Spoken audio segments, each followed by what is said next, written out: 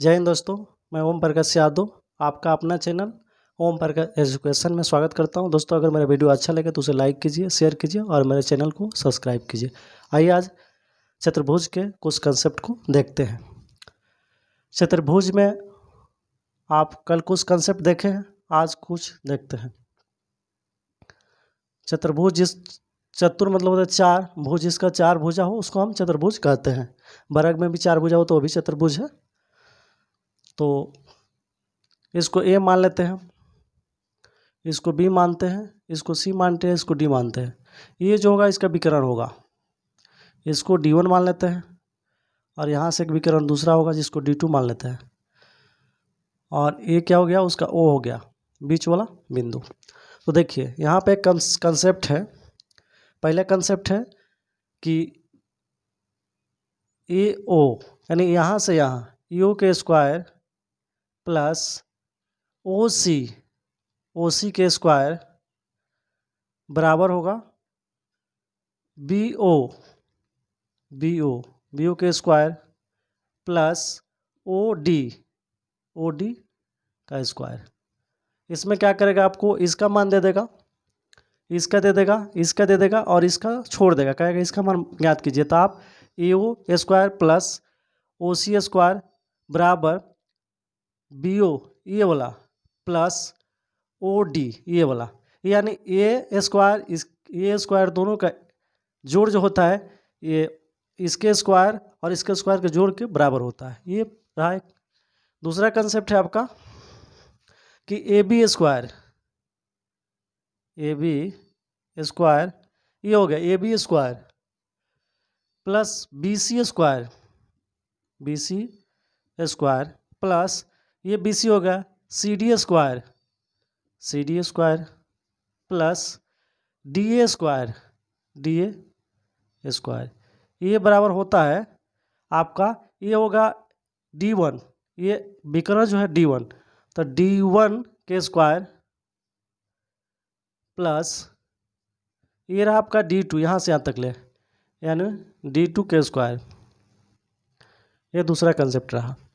इसको यहाँ चेंज भी कर सकता है, यहाँ पर D1 D2 की जगह एक और कंसेप्ट लिख सकता है। यहाँ पर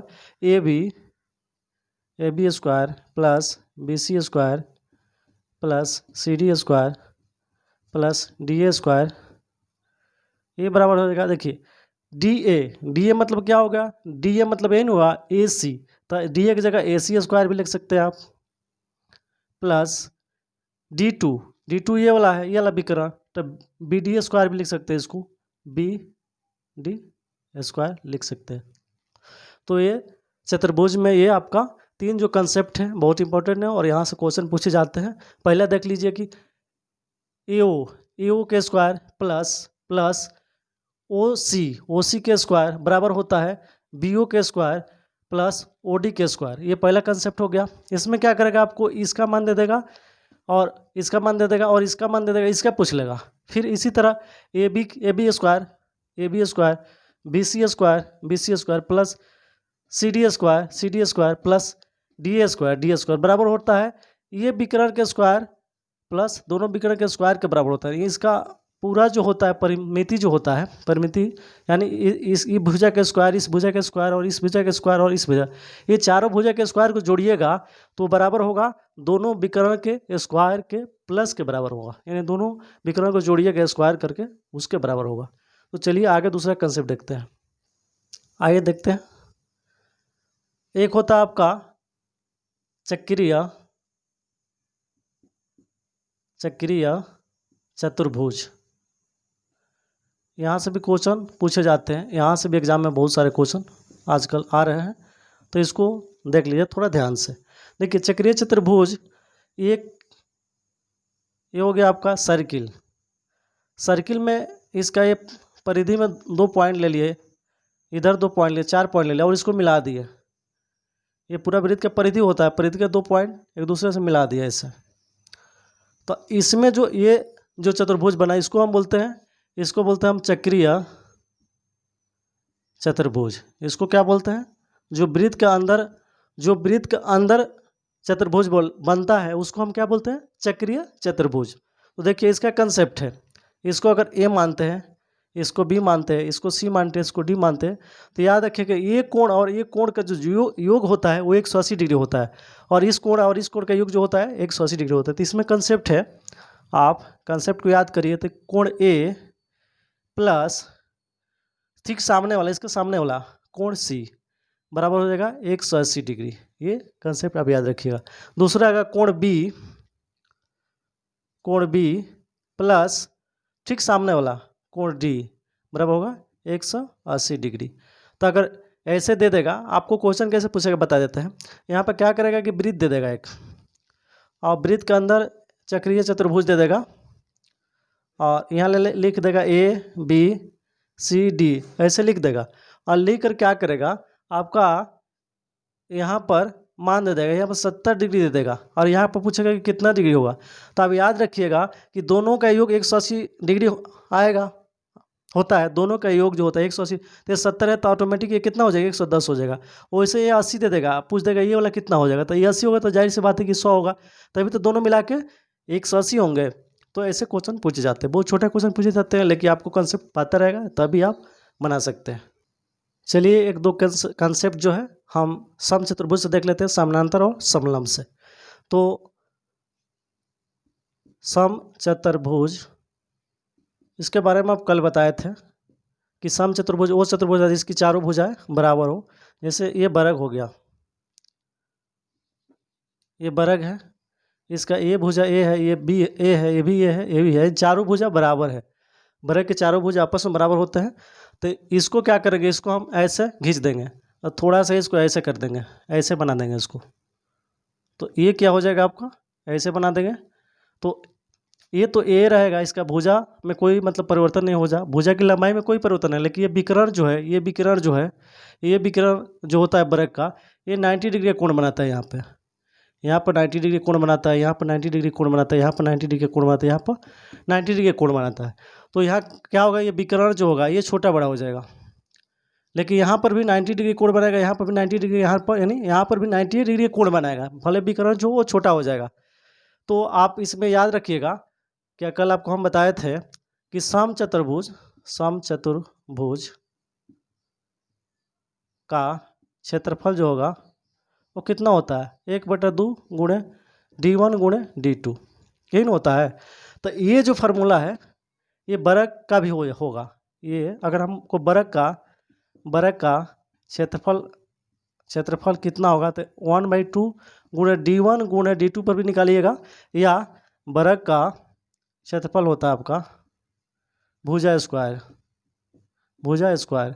ये दोनों में किसी पर भी निकालिएगा तो आपका आंसर एकदम बिल्कुल सही आएगा। आपको हम दिखा देते हैं। तो ये हो गया आपका, ये वर्ग है, इसको थोड़ा सा खींच दिया तो ये हो गया समचतुर्भुज। अब समचतुर्भुज का क्षेत्रफल 1/2 d1, ये वाला आपका d1 होता है, ये वाला जो होता है कर्ण जो होता है d1 होता है, एक d2 होता है। तो d1 d2 दोनों का गुणा करके आधा कर दीजिएगा तो आपका समचतुर्भुज का क्षेत्रफल निकल जाएगा।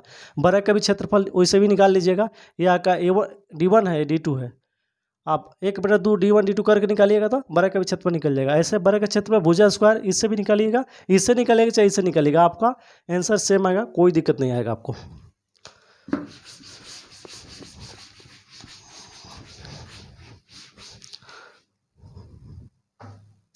एक और फार्मूला होता है आपका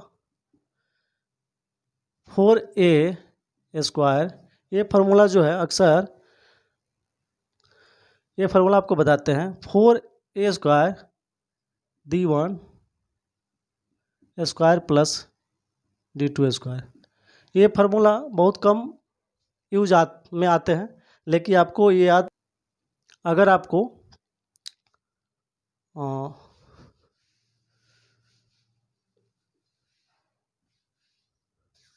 अगर दोनों विकल्प पता है, ये पता है, तो आप आराम से आप क्या निकाल लीजिएगा, इस फार्मूला से आप क्षेत्रफल निकाल लीजिएगा। किसका क्षेत्रफल निकालिएगा आप, समचतुर्भुज का। इस फार्मूला से आप समचतुर्भुज का क्षेत्रफल निकाल लीजिएगा, आ जाएगा। इसमें देखिए 4a² बराबर होता है, ए से वर्ग है ना, वर्ग में, और ए है, ए भी है भुजा, यानी चारों भुजा सामान्य है, और इसका जो विकर्ण है अगर इसको हम D1 मानते हैं, इसको D2 मानते हैं, तो ये 4A² बराबर हो जाएगा D1² प्लस D2²। 4A² बराबर होगा ये D1² प्लस D2² के बराबर होगा। तो एक अच्छा कंसेप्ट है, इस पर विशेष ध्यान। चलिए और थोड़ा सा रिवाइज कर देता आपको समानांतर का। समानांतर चतुर्भुज और समलंब के बारे में कल ही बताए थे आपको। समलंब चतुर्भुज इसके बारे में कल बताए थे, थोड़ा सा रिवाइज करवा देते हैं आपको कि देख लीजिए कि समानांतर होता है जिसका दो भुजा समानांतर, उसको समानांतर चतुर्भुज कहते हैं, जिसका दो भुजा। ये मान लीजिए कि यहाँ पर ये आयत है, तो ये दो भुजा, ये वाला भुजा ये भुजा दोनों समानांतर है, कभी नहीं मिलेगा। ये भी दोनों भुजा समानांतर है, कभी नहीं मिलेगा। तो ये जो आयत जो है ये क्या हो जाएगा, आयत समानांतर चतुर्भुज है। इसको क्या करेंगे हम, थोड़ा सा ऐसे कर देंगे, इसको कान पकड़ के ऐसे खींच देंगे और ऐसे इसको, ये जो ये विकर्ण होता है आयत का, ये विकर्ण यहाँ पर 90 डिग्री कोण बनाता है, लेकिन इसको हम खींच देंगे तो यहाँ पर 90 डिग्री कोण नहीं बनाएगा। समझ रहे हैं? तो ये आपका हो गया समानांतर चतुर्भुज, ये हो गया समानांतर चतुर्भुज, ये आपका हो गया समानांतर चतुर्भुज। अब देखिए समानांतर चतुर्भुज का जैसे आपका एल बी होता है, यानी आयत का क्षेत्रफल आपको पता है नो, आयत का क्षेत्रफल होता है लंबाई गुणे चौड़ाई। ये लंबाई हो गया और ये चौड़ाई हो गया, आयत का क्षेत्रफल होता है। समानांतर चतुर्भुज का समानांतर चतुर्भुज का अगर क्षेत्रफल पूछ दे तो अब याद रखिएगा ये भी लंबाई गुणे चौड़ाई होता है, लेकिन इसको लिखता है आधार गुणे शीर्ष लंब। तो इसे घबराने की बात नहीं, एक ही बात है, लंबाई गुणे चौड़ाई आधार गुणे शीर्ष लंब एक ही है। देखिए ये जो है, ये जो आयत है इसमें एल हो गया और बी हो गया, ये लंबाई हो गया चौड़ाई, दोनों गुणा करते हैं तो इसका क्षेत्रफल निकल जाता है। इसको क्या करेंगे हम, थोड़ा सा इसका कान खींच कर ऐसे कर देते हैं,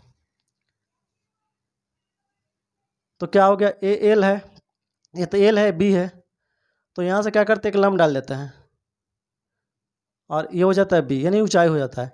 तो ये आधार हो गया एल और ये बी जो हो गया इसका शीर्ष लंब हो गया, बी जो शीर्ष लंब हो गया ये हो गया, यही फार्मूला है। आगे चलते देखते हैं और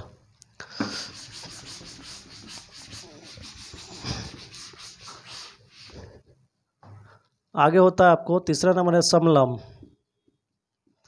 समलंब चतुर्भुज में आपको इसमें क्या होता है, समलंब, इसमें दो भुजा जो है समानांतर हो, जो दो असमानांतर हो। जैसे मान लीजिए कि एक खींच दिए और एक खींचिए, दो समानांतर हो गया, कभी नहीं मिलेगा, ये इधर भागेगा सीधा इधर भागेगा, और इसको यहाँ से मिला दिए और इसको यहाँ से मिला दिए, तो ये जो जाएगा ऐसे और ये इधर से जाएगा तो यहाँ से मिल जाएगा, तो दोनों ये असमानांतर हो गया और ये दोनों समानांतर हो। मान लीजिए कि यहाँ से यहाँ तक ले ए है इसकी दूरी और इसका यहाँ से लेकर यहाँ तक बी है, और यहाँ पे हम खींच दिए, लंब खींच दिए, तो आपका समलंब का क्षेत्रफल होता है, समलंब का क्षेत्रफल होता है, यानी समलंब चतुर्भुज का क्षेत्रफल होता है 1/2 गुणे ये भुजा, जो दोनों समानांतर भुजा उसको जोड़ देंगे, ए यानी यहाँ से यहाँ तक के कितना लंबाई है इसकी, और यहाँ से यहाँ तक जितना उसको जोड़ देंगे, और क्या करेंगे इसको हम एच मान लेते हैं, हाइट मान लेते हैं इसका, इससे गुणा कर देंगे, या इसको एल भी मान सकते हैं, कोई दिक्कत नहीं है। तो ये हो गया आपका समलंब चतुर्भुज। कल के क्लास में हम बताए थे, लेकिन थोड़ा थोड़ा रिवाइज करा देते हैं आपको, क्योंकि यहाँ से हमको कंसेप्ट निकालना है। अब आइए